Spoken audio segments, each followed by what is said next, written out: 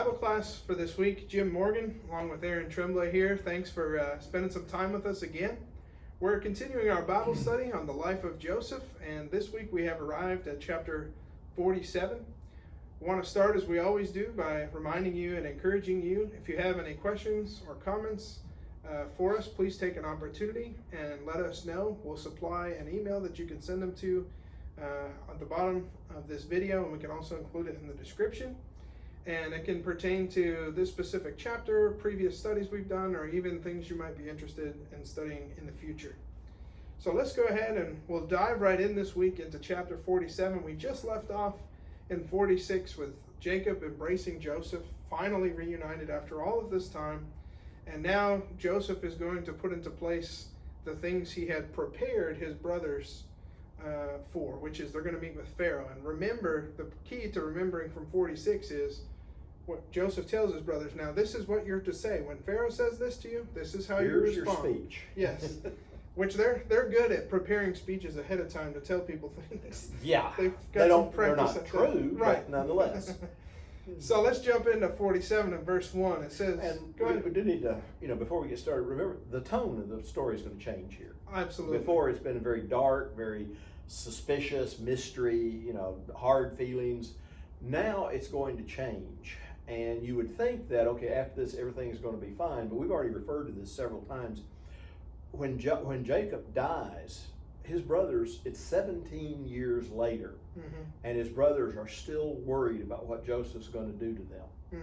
So they can't enjoy it as much as they should have because they're still too busy feeling guilty. So, before you do something, you better think about how long is this going to affect me? Because this is going to just, the next 17 years are not going to be as good as they could have been, simply because of what they've done in the past, and they just couldn't accept the idea of forgiveness. Yeah, and Joseph's about 36-ish years old, I think, when Jacob and all them finally get into the land. And, so they sell him when he's 17, so it's really been going on, this guilt has been going on since Joseph was 17. So we're talking really more than even 17 years. The whole time, they've just been carrying this guilt. So that's a great point.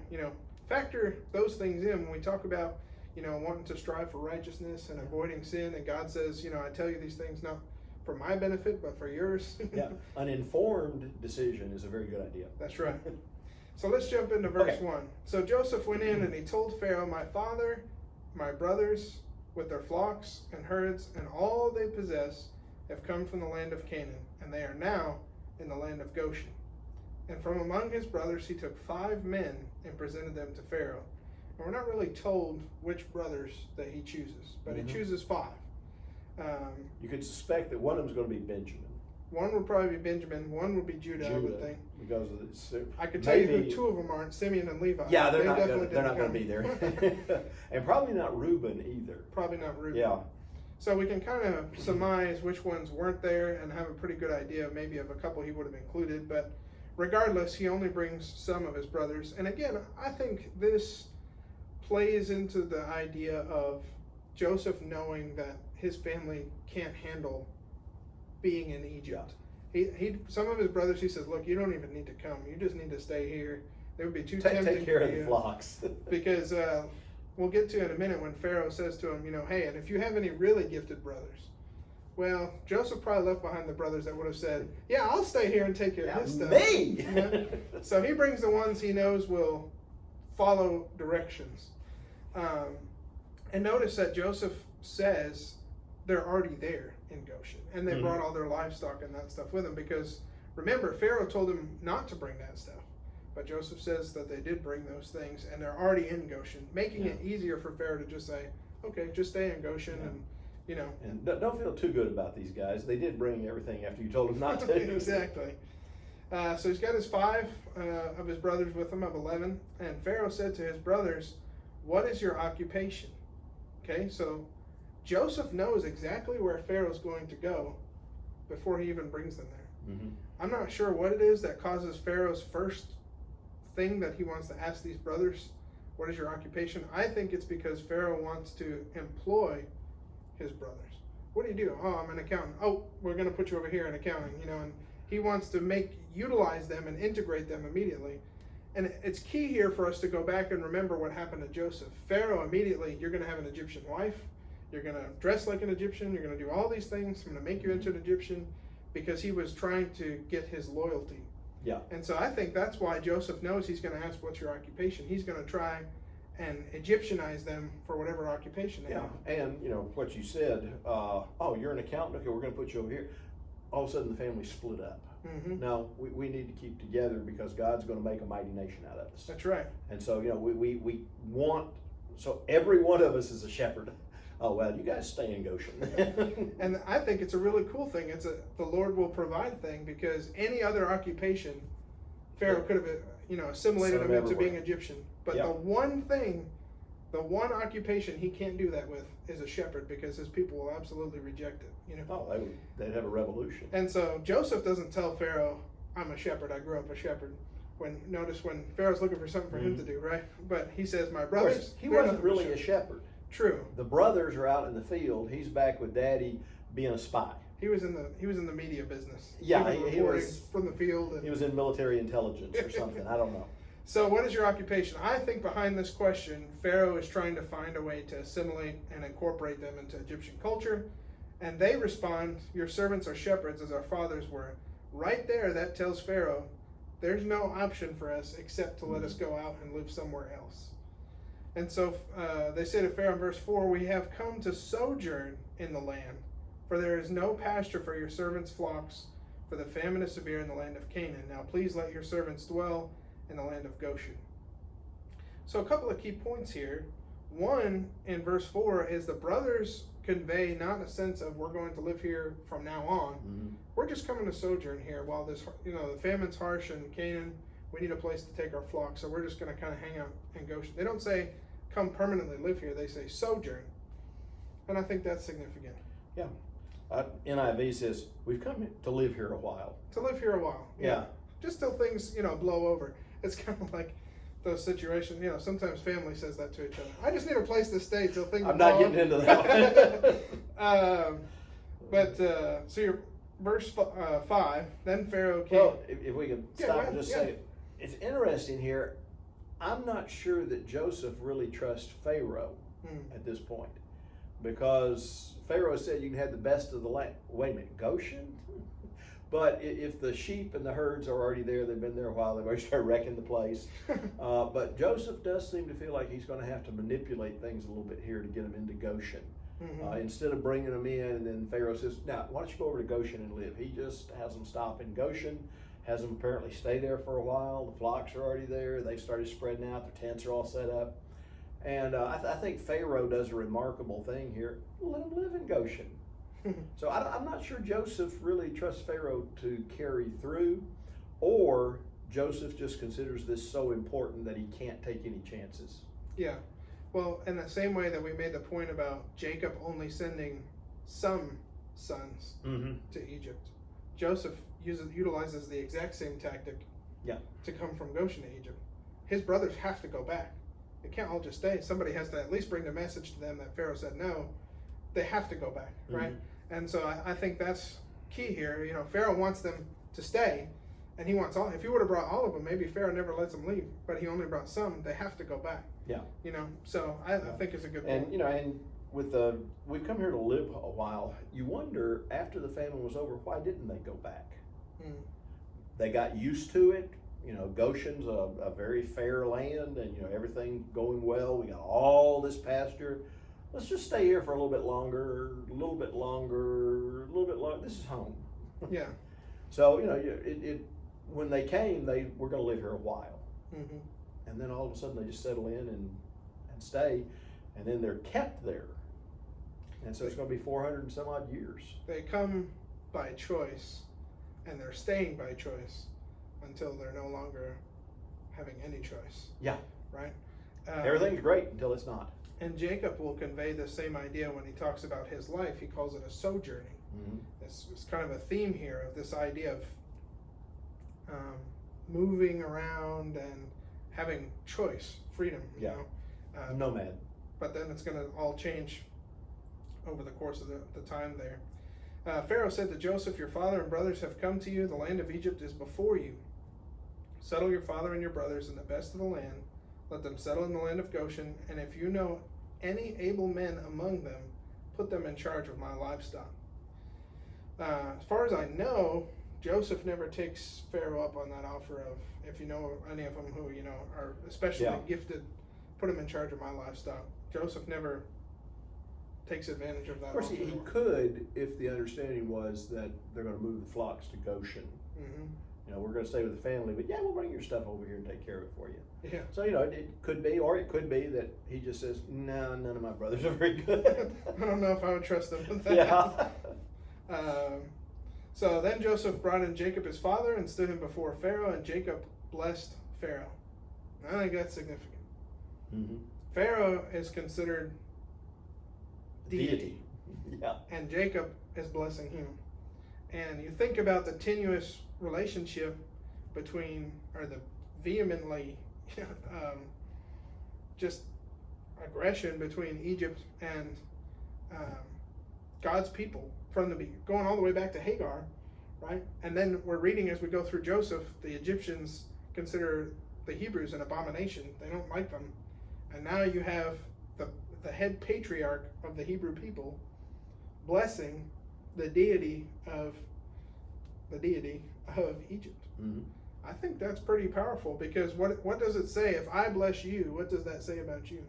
It means I'm in a superior position, Mm-hmm. at least in my connection with God.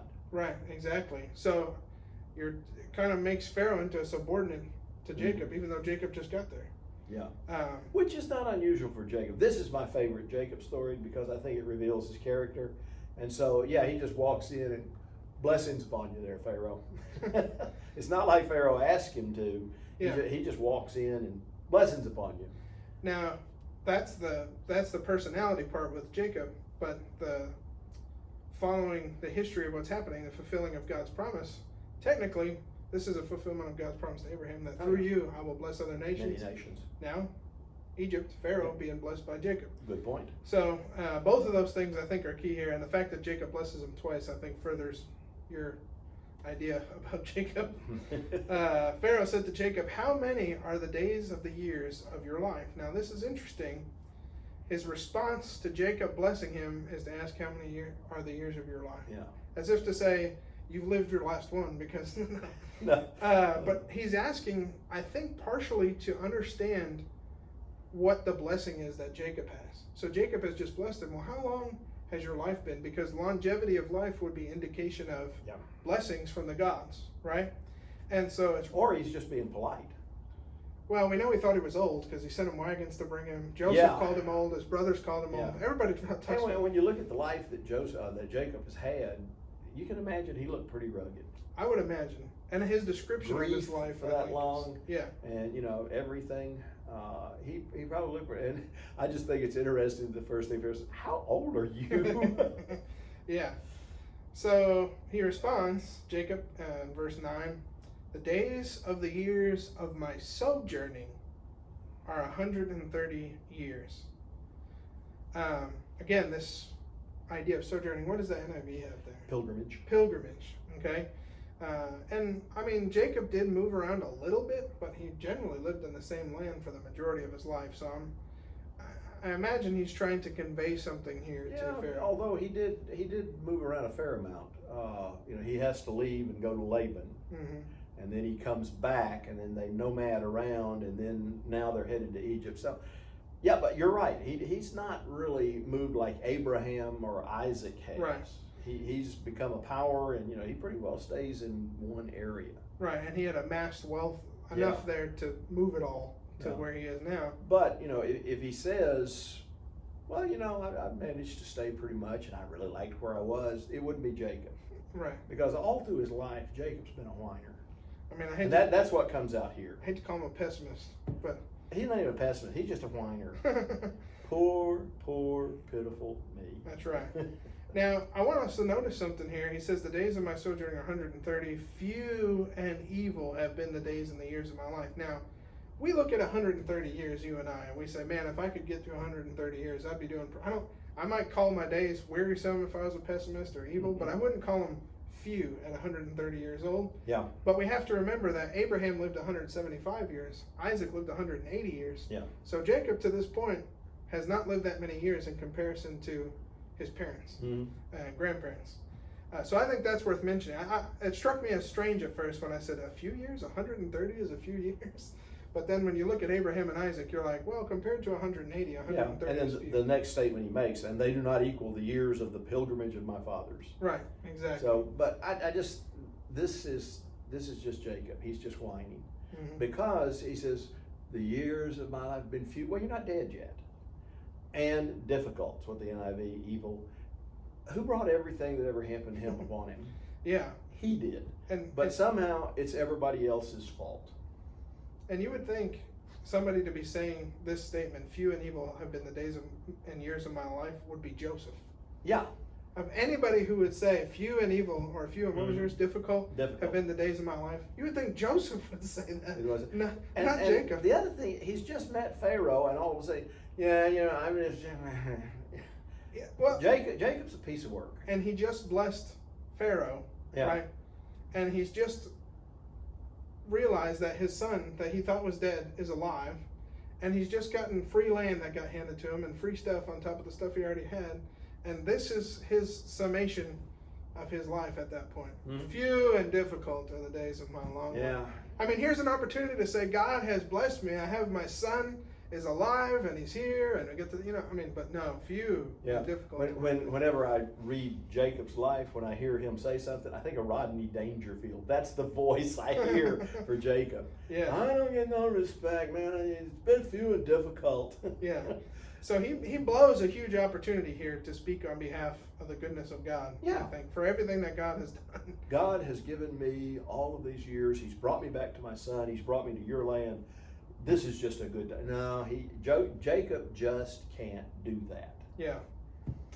Verse 10, and Jacob blessed Pharaoh. So he blesses him again. Now, I don't think it means he blessed him with that statement he just made, because that wasn't much of a blessing. But he blessed Pharaoh, and he went out from the presence of Pharaoh. Then Joseph settled his father and his brothers and gave them a possession in the land of Egypt, in the best of the land, in the land of Ramses, as Pharaoh had commanded. Now we have to realize the language changes here, the name changes here from Goshen to Ramses, because we're changing from the name that would have been utilized in the contemporary context of Joseph to the name that would have been utilized in the time and in the audience that this is written to, which is the city of Ramses, which is, you've pointed out several times from Exodus chapter 1 and verse 11, is one of the storage cities that they build as slaves. Yeah. This was given to us, and then you made us build on it. And, the city of Ramses, one thing that these people did not need was cities. Yeah. Because they have to be nomads. Right. Because the flocks, especially sheep, they just eat down to the roots, then you got to move on. Well, that's what kept, I think, the relationship with God where it needed to be. If you set roots, Deuteronomy 8, again. Israel started running into real problems as soon as they got Jerusalem. Absolutely. So Ramses is the name that that's why, in case some of you are wondering, why does it change from Goshen to Ramses? That's the reason, but it's talking about the same place. It'd be like somebody today talking about, hey, what do you think of New Amsterdam? Where? New York. Yeah. What it was, what it is. is. Yeah. Cities change names. Good point. Joseph provided his father, his brothers, and all of his father's household with food according to the number of their dependents. Now, this is significant in verse 12 because there's a famine going on, and people aren't getting portion food according to that. They're probably just getting whatever they can buy, which is what we're going to see here in a second. But Joseph makes sure every individual person of the family gets given a portion. So in a famine, that's a really big deal. When everything's going fine, of course, you're going to feed everybody a portion or give everybody a portion. But when you're in a famine, you don't make sure the father, the brothers, all the household, the servants, the so on and so on and so on, all the 70 people, right, get a portion. So you'd think that Jacob, of all people, would have appreciated getting free stuff. But his days have been few and difficult. Yeah, he's just too busy complaining. Go ahead and pick up at 13. There was no food, however, in the whole region because the famine was severe. Both Egypt and Canaan wasted away because of the famine. So again, if it hadn't been for Joseph, everybody is dead now. Because there's no food. If it hadn't been for those storehouses and Joseph having the foresight through God to do this, everybody's dead. Right. Egypt, Canaan, everybody is gone. And Joseph collected all of the money that was to be found in Egypt and Canaan in payment for the grain they were buying, and he brought it to Pharaoh's palace. And when the money of the people of Egypt and Canaan was gone, all Egypt came to Joseph and said, "Give us food. Why should we die before your eyes? Our money is used up." Okay, so, we've spent everything. We don't have anything left. The money's all gone. Mm-hmm. And so now they just throw themselves on Joseph's mercy. And Joseph apparently is becoming a politician here. Because it says, beginning in verse 16, "Then bring your livestock," said Joseph. "I'll sell you food in exchange for your livestock since your money is gone." Mm-hmm. So they brought their livestock to Joseph, and he gave them food in exchange for their horses, their sheep and goats, their cattle and donkeys, and he brought them through that year with food in exchange for all their livestock. Mm-hmm. Now, this is the beginning of a process here that is going to end up with, because this is not Joseph's stuff now. That's right. This goes to Pharaoh, Mm-hmm. which means that as a result of this famine, which could have killed everybody, Pharaoh's going to come out on the other side of it, and he's going to be really good. He's going to be doing really well. That's right. Up until this point, apparently Pharaoh was rather limited. He did not have very much power because the people still had all of their money, the people still had all of their livestock. Pharaoh has what is his. He was kind of a figurehead. You think of like the British Yeah. monarchy, more of like a figurehead of political power, Mhm. but not really having a Yeah. lot of power or ability to influence things. Yeah, so that's a good analogy. At one point, the British monarch was all powerful. Mm-hmm. Now they're sort of a figurehead. Pharaoh's going to be reversed. He starts out not having very much power. The people have got all of the land of Egypt belongs to them. The livestock belongs to them. And Joseph's going to find a way to turn that around. Mm-hmm. And again, this is for the people 400 years later. This is not, the political history of Egypt. But they're going to be enslaved. And we've already pointed out, or I've pointed out, that law of hospitality says you don't take people in. And Pharaoh invited them in. Says, "Yes, you can live in Goshen." And you turn around and make slaves out of my descendants? That's not hospitality. Mm-hmm. Now you've got gratitude. As a result of what Joseph is going to do, as we'll see, Pharaoh's going to end up with everything. And you turn around and put his descendants into slavery? That's not very grateful. No. Especially over 400 years. You think about as we go along, think about this is not just, for this year. This is for 400 years. How much has Pharaoh made off of this deal? Oh.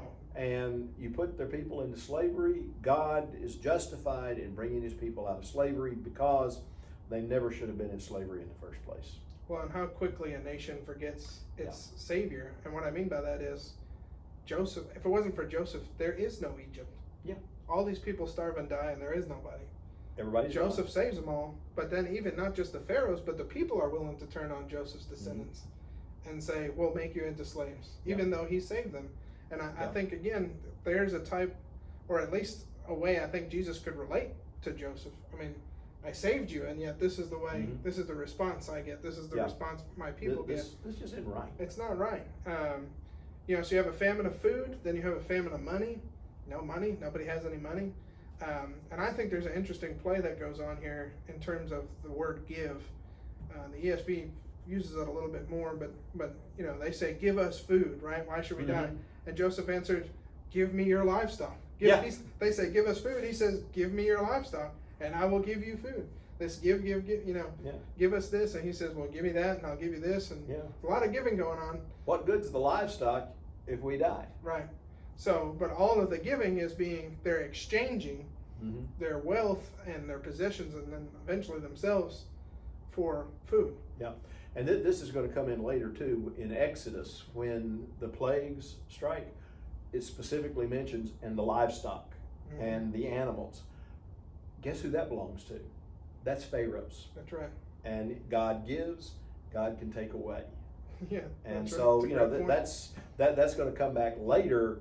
Well, you don't have a right to complain because I gave you all this stuff. Look at what you've done with it. Now I'm going to take it away. And so I think verse 12 is key here. As we're reading all this, remember he started before he even gets into this with verse 12. Who's the only people that aren't giving away every dime they have, every piece of livestock, every piece of land, and even then, who's the only people who are free from this exchanging all that they have for food? The only people free from that is Joseph's household, the descendants of Jacob and Goshen. Yeah. And guess who's taking care of the livestock? Yeah, exactly. So the reason I say that is the injustice you were talking about, Mhm. to me, it amplifies it. Oh, yeah. They're the only ones who actually own where they live. It was given to them and they never gave it back. Mhm. But it's taken from them and they are in turn made Yeah. slaves. Stealing. So verse 18, when that year was over, they came to him the following year and says, we cannot hide from our Lord the fact that since our money is gone and our livestock belongs to you, there's nothing left for our Lord except our bodies and our land. Why should we perish before your eyes, we and our land as well? Buy us and our land in exchange for food, and we with our land will be in bondage to Pharaoh. Give us seed so that we may live and not die, and that the land may not become desolate. A couple of interesting things here. One is, we were talking before we went on, that the word here for bodies is actually corpses, which is what the people saw themselves as, apparently. That's right. You know, we're going to die by these corpses. Yeah, we're perishing is what they said in Yeah. the NIV. Why should we perish? Yeah. You know, do you want our corpse? Why should we perish? Yeah, I Give mean, us food. We're as good as dead, so Yeah. why don't you just buy our corpses, and you know they'll belong to you. And so now Pharaoh has gone from a very minor ruler. He's got all the livestock, he's got all the money, he's got all of the land, and now he's got all of the people. Except This is a pretty good, Jacob except and his for descendants. Jacob and his descendants, and as it turns out, the priests, Right, the correct. religious groups. They don't take that. But this is turning out pretty good for a guy who would be dead otherwise. So, and it does seem interesting, give us seed, that the land may not become desolate. Apparently the famine is beginning to ease up, because they're thinking now about planting, and this will probably be, there's 3 or 2 years left. So apparently things are beginning to ease up, and they don't see it as food anymore. They're now beginning to see it as seed. And Joseph is going to talk about, we'll give you the seed, what you plant. So apparently the famine is beginning to ease up. To wane. Yeah. But it doesn't do you any good to die in the last year of a famine. Well, and here's a point I'd like to make. 7 years of plenty, right? 7 years of plenty, and we're not sure exactly how far. We're probably getting close to the end, but let's just say 6 years in. This is where people come to. In 6 years, you can go from, we have so much stuff we can't even We can't give eat this it. stuff I mean, away. we got all the money we can have. In 6 years, they went from that to literally selling themselves for food. I mean, circumstances and things can change. It's why it's so important when we talk about faith and faithfulness and our relationship with God to be consistent in that and not allow circumstance to dictate our relationship. The story of Joseph preaches that lesson as loud as you possibly can. At 17, you're the favored son. A day later, you're a slave in the middle of nowhere. Nobody cares who you are. You're just a piece of something, you're property, and you're nothing. And then to go from that to just a few years later being at the side of, I say a few years, it was a few evil years, a few difficult years, okay? I recognize the difficulty and the length of it, but just a short time later, you're now in second in command to Pharaoh. But now we see it happening to people on the whole. For 7 years and for all this time, most powerful nation, Egypt's huge. The people there are all enjoying their own prosperity, and in 6 years, it's gone. And they literally take my corpse and buy it, so, I mean. Yeah, and I think that is very powerful language there, buy our corpses. Yeah. Because we're as good as dead if you don't. And so I think that's very powerful language there. And we see so much of Jacob being conditional on circumstance if he's going to be faithful, right? When he tells God, when he's at Bethel, if you do this, this, and this, then I will be, and you will be my God, and I will worship you. Yeah. And he asks some pretty outrageous things too, because he says, if you will bring me back home safely. Well, now, the only way that he can see that's going to happen is my brother's got to die. That's right. So he's asking God, if you'll kill Esau, you'll have me. I'm not sure that's the way that God works. So I just think that's an important point to make in terms of the way that things can shift and change. Look at the world that we live in. Look at our current circumstance. I mean, 6 months ago, if people would have told us some of the things that are happening right now, we would have thought they were nuts and crazy. This is America, Everybody's going to be walking a around wearing virus is what? going to do, yeah. I mean, but look how fast it can change. Yeah. And so if we allow our faith to become condition-based or circumstance-based, we're going to be in some deep trouble. Because those things, I don't care what country you live in or what time you live in, it can change so quickly. And that's what Paul's talking about in Philippians, no matter the circumstance I'm in. It doesn't matter. If I'm hungry, or the things he talks about in Romans that can't separate us from God. Yeah. Famine would be one of them, right? Sword, nakedness, all these things he talks about. Nothing can separate me from the love of God. The one thing he doesn't list is himself. Yeah. Circumstance can't take me away from God, but if I allow myself to lose my faith, then I can be removed. It says nothing can separate us from, who can snatch us out of God's hand? Well, we can. We can walk away. We pry the fingers apart and jump off. Right. And that's the only way. I just think that's kind of in here somewhere. Yeah. You just see how humbled this proud, powerful, wealthy people become. It all consolidates. Pharaoh's having a good time with this because but everyone else is suffering. So I just thought that was maybe a good point to bring in. Yeah, and being childish, the one that pops into my mind is the wise man built his house upon the rock. The foolish man built his house on the sand. And when the rains came down, guess who survives? And the only rock, and the rock is Jesus. That's right. So it the shifting sand, the changing that if the rain comes, it moves into this, and it's always shifting. Where the rock is consistent, it doesn't matter if it's raining, snowing, winds blowing, whatever's happening, the rock stands firm. Yeah. If you've ever read the poet Ozymandias, about the statue that stands up there, it says, "Behold my works," and it says, the statue smashed, pieces laying all over the place, and there's nothing but sand left. That's always been one of my favorite Sounds poems. like Daniel. Yeah, it really does. But it's just he puts up this "Behold my works, you people," and that's gone. It is gone. So you gonna pick up at 20? Okay, so Joseph bought all the land in Egypt for Pharaoh. The Egyptians, one and all, sold their fields because the famine was too severe for them. The land became Pharaoh's, and Joseph reduced the people to servitude from one end of Egypt to the other. However, he did not buy the land of the priests because they received a regular allotment from Pharaoh and had food enough from the allotment that Pharaoh gave them, and that is why they did not sell their land. So, the religious people, including Joseph's father-in-law, apparently, they're going to be taken care of. Pharaoh, is going to take care of them. So it's interesting. There's two groups of people that are being taken care of. There's Joseph's people, and there's the priest. And at the beginning of the story of Joseph, the priests are the group that he beat because they couldn't tell Pharaoh what his dream was. That's right. So, but they're the religious people here are the ones who are all being taken care of. Well, let's make a point, just because this becomes, I'm not saying that this is why God's people do it, but it is a pattern in terms of God does the same thing with his people and the Levites. There's a reason why the priests were to be separated from everybody else. Because if the priest's task is tied into Pharaoh's success or failure, the people's success or failure, then their message will be altered by those things, right? And so Levi is not treated as a normal tribe, and the priests are not treated as a normal tribe. They have certain protections and provisions that are for them, and they're separated from the monarchy.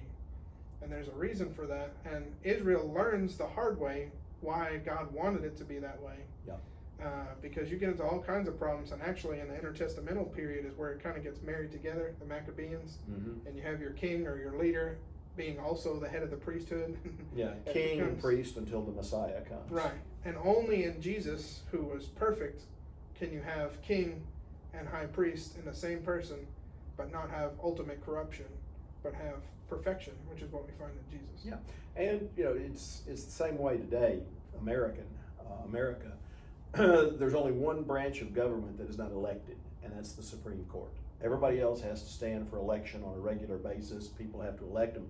But you need somebody that is not determined, their status and place is not determined by if everybody likes them. And so the Supreme Court is going to have a lifetime, because that way it doesn't always work that way, but hopefully they can stand apart and not be swayed by current situation. Because imagine if you had the priesthood here, in this particular case with Egypt, having to sell off all their stuff too, to be able to survive. How would that influence their relationship with the gods or their message that they would give to the people? Well, the same is true among God's people.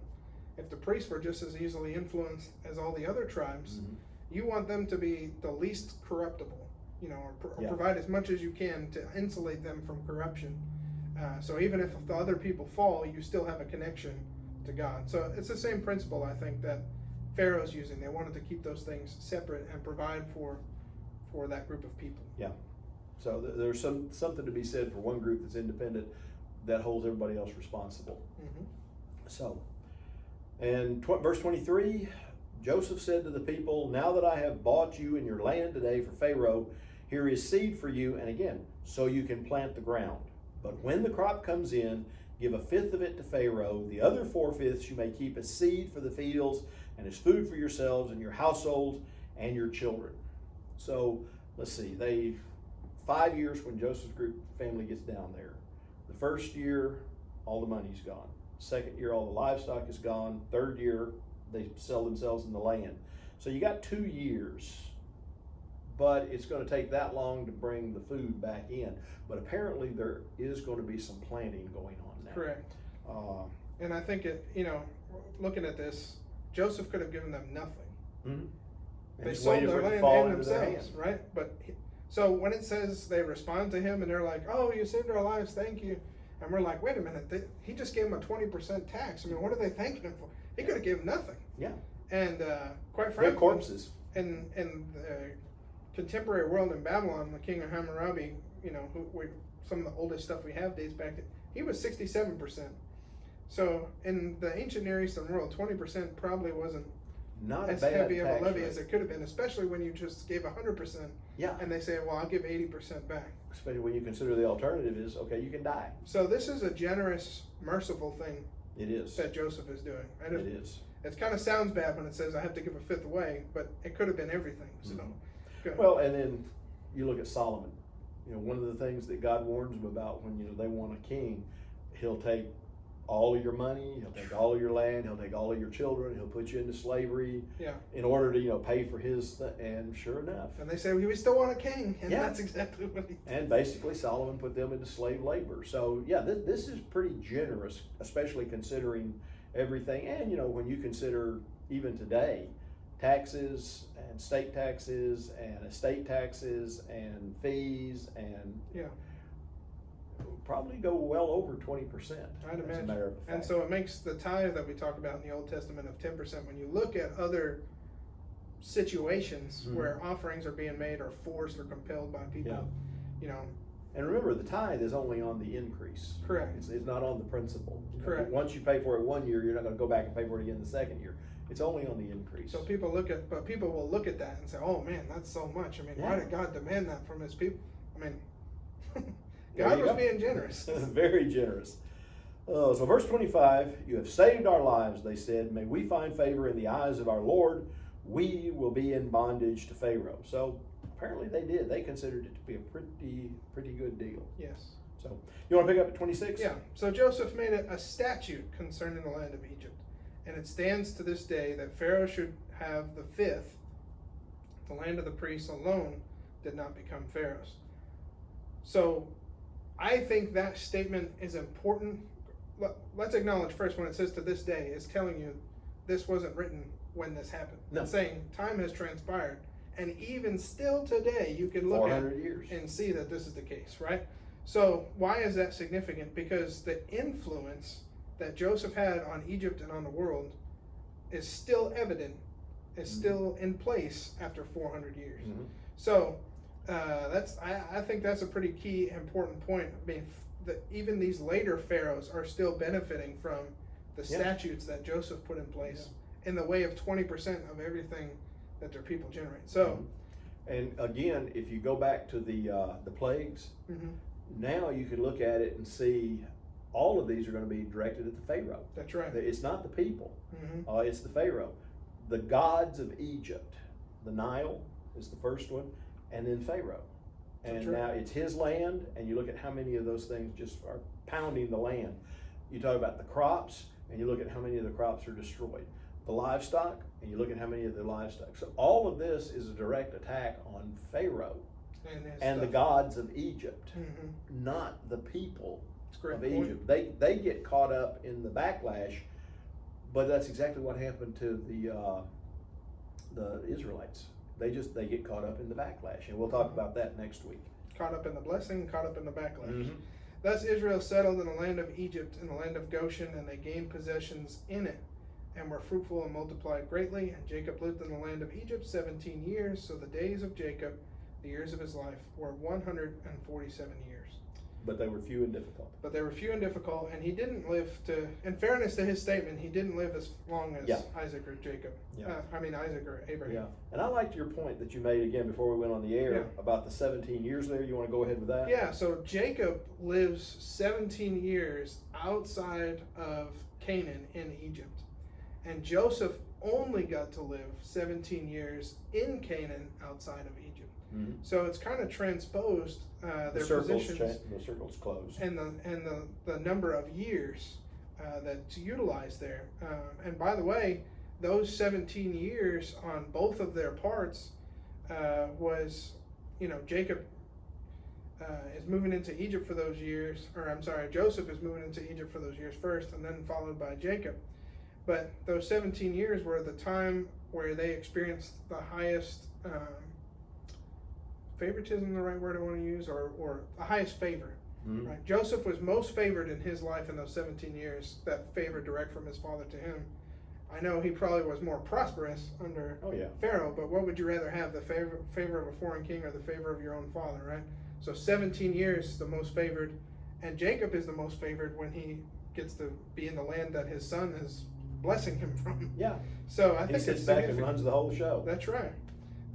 So 29 says, and when the time drew near that Israel must die. So again, let's notice the transitions in the use of names here. The time that Israel must die, he called his son Joseph and said to him, if I now have found favor in your sight, put your hand under my thigh and promise to deal kindly and truly with me. Do not bury me in Egypt, but let me lie with my fathers. Carry me out of Egypt and bury me in their burying place. And he answered, I will do as you have said. And he said, swear to me. And he swore to him. Then Israel bowed himself upon the head of his bed. Couple of significant things that are going on here.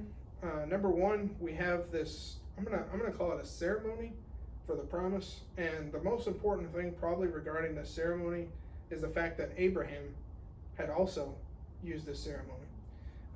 Abraham uses, I think the term is his chief servant or steward or something along those lines. And so maybe that's part of what we can recognize as significant here, that Abraham used his chief servant, Jacob uses Joseph. Maybe to be indicative of the fact that all his flaws and everything else and all the good that's happened to Joseph, Jacob is still Israel. Jacob is still the patriarch. Jacob is still the one that the promise comes through. And so ultimately, even though Joseph's number 2 in all of Egypt, and without him his whole family would have died, he is still subservient. He is still in submission to his father as the patriarch. I think that's probably the most important thing to take away from that. And again, going back to being a ceremony of promise. When you go through this ceremony, we're serious about this. Swear to me. And having that specific thing that was done to be able to point back to that time. I remember when I put my hand under his thigh and he made this promise. There's an action and words that can help you to remember what was promised. Does that make sense? Yeah. And look at what Jacob, he's coming to the end of his life, and here's where his concern lies. At the end of his 147 years of few and difficult days, what's his primary concern? What does he convey to his most favorite son, his favorite son? Don't bury me in Egypt. It's what's at the forefront of his mind. And that goes back to your point. I can't remember if it was last week or a couple weeks ago we were talking about where people are buried. Okay, yeah. And this is significant in the biblical text to the point that in Hebrews 11, the only mention that Joseph gets or significant, think about everything he did, was the fact that his bones were carrying, is the fact that he Mhm. was carried, right? So burial place, huge significance, and Jacob says, don't let me be buried here. Don't let me Yeah. be separated from my family. And in Hebrews 11, the only thing that's mentioned about Jacob is that he worshiped as he leaned on his staff, Mhm. which is also about not being buried in Egypt. Mhm. And so I think the significance is that with Jacob, it's almost instantaneous. He dies, there's a period of mourning, they take him back. Joseph is going to be 400 years, but both of them had the faith that they were going to leave Egypt. Mhm. And so that's the kind of faith that, Joseph makes them promise, when you leave, take my bones with you. And I don't think Joseph thought it was going to be 400 years, but to the people's credit, 400 years later, they still remembered that promise they had Absolutely. made. That is an example of faith, that it's not affected by how long it's been, or if you think it's important, or whatever. But in both cases, the one thing that's mentioned about Jacob, the one thing that's mentioned about Joseph is they both believed they were going to be headed back to the promised land one day. And it was That's that important to them, Yeah. that they returned. Yeah. So, and I mean, we can look at today, and you can see the way that perspective can change on individuals after 400 years. But after 400 years, they still remember Joseph. If it wasn't for him, we wouldn't even have Mhm. been alive to get into this situation. Yeah, and in Exodus, it's specifically mentioned, and they take Joseph's bones. Mhm. In Joshua, it is specifically mentioned, and they buried Joseph. Mhm. So, 400 years for faith is not a long time. Drop in a bucket. Yep. So let me lie with my fathers, carry me out of Egypt, bury me in their burying place. And he answered, I will do as you have said. Swear it to me, and he swore to him. Now, what does the NIV have in this verse? Then Israel, what does it have in the very last sentence of this chapter? Oh, then Joseph swore to him, and Israel worshipped as he leaned on the top of his staff. Okay. So, And that's the Hebrews Right. 11. so there's a little difference here. Mine says, then Israel bowed himself upon the head of his bed. Now, the head of the staff, and the word for staff can be interpreted as bed. Mm-hmm. And bowed is worship, right? That's Yes. exactly what that is. So the only Well, the Hebrews 11, that's what he's doing. comes back, right? And this bowing, because the only thing that hasn't been fulfilled in Joseph's dream up to this point was the bowing down of his father to him. Everybody else had bowed down at this point. But I think it's significant that Jacob's faith is still intact after all this, and he's confident that Joseph will fulfill what he said. And we get into chapter 48. We're going to get into all of the blessing. He's blessed Pharaoh already, but we're going to get into the blessings of all of his sons. And by the way, remember, Benjamin kind of becomes favored status when we get in, as we follow through the story of Joseph. But once Joseph is alive and back in the picture, favored status doesn't stay with Benjamin. Mhm. It moves right back to Joseph. Yeah. So I think that's significant. And we know that because 48, the blessings start with Joseph. Yeah. And that's significant. Yeah. Not with Benjamin. Yeah. So. Well, we are out of time, so we will see you all next week, Lord willing, and the creeks don't rise. That's right. Chapter 48. Read ahead if you'd like. Take care. Be careful.